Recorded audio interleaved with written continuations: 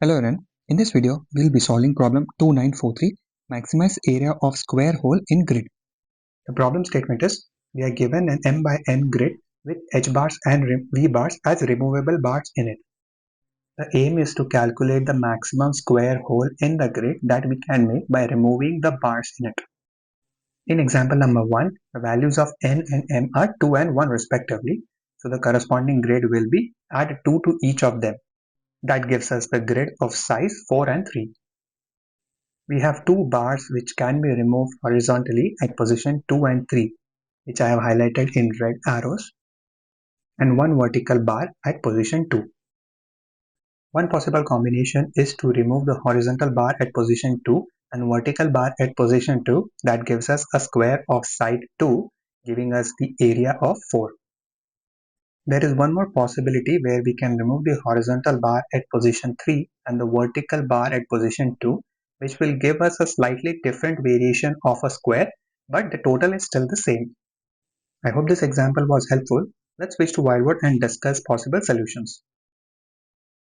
Let's use this example where m and n are 3 and 5, and the first vertical row highlighted in red is removable. I'll extend the example to also say that the horizontal bar at position 6 is removable, and so is the horizontal bar at position 2. As you can make out, after removing those columns and rows, we have two square holes of size 2 each. If we assume that one more column at position 3 is removable, after removing that bar, you can see we can build a bigger rectangle but not a square.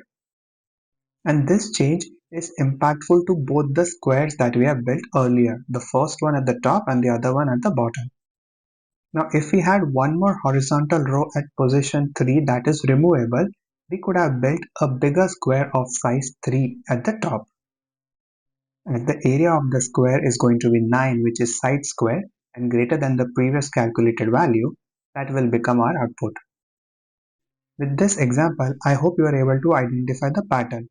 All we need to do is identify the rows and columns which are removable but consecutive to each other or next to each other.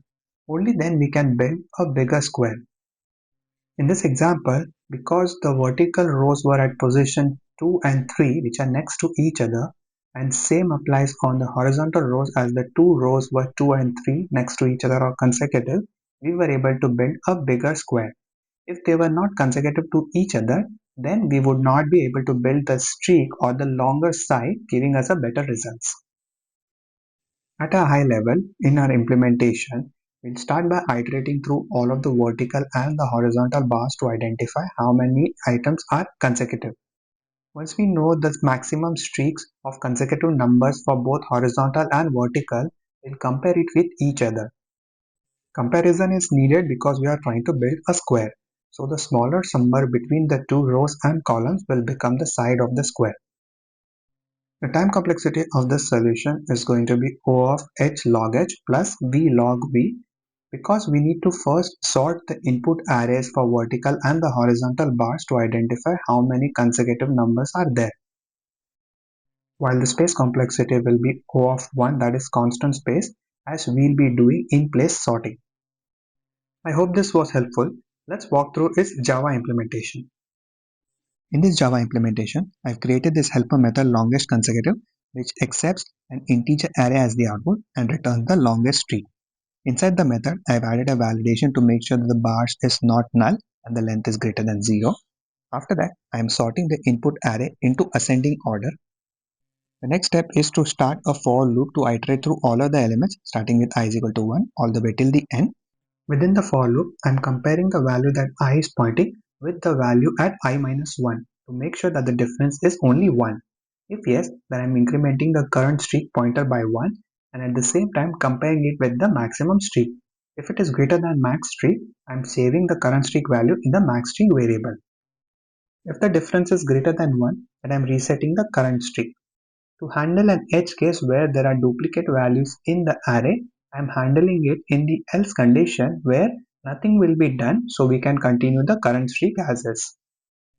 From the main method, I am calling this helper method multiple times, one for the horizontal bars and the other for the vertical bars, and calculating the consecutive values.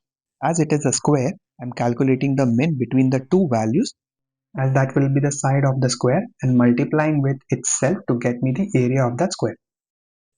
This code, when submitted on LeetCode, reached 61% of the submissions in terms of runtime and 53% in terms of memory. Thank you for watching this video. I hope you are able to understand the explanation. The details to access the source code is available in the description below. Feel free to check that out, and I will see you in the next one. Thank you.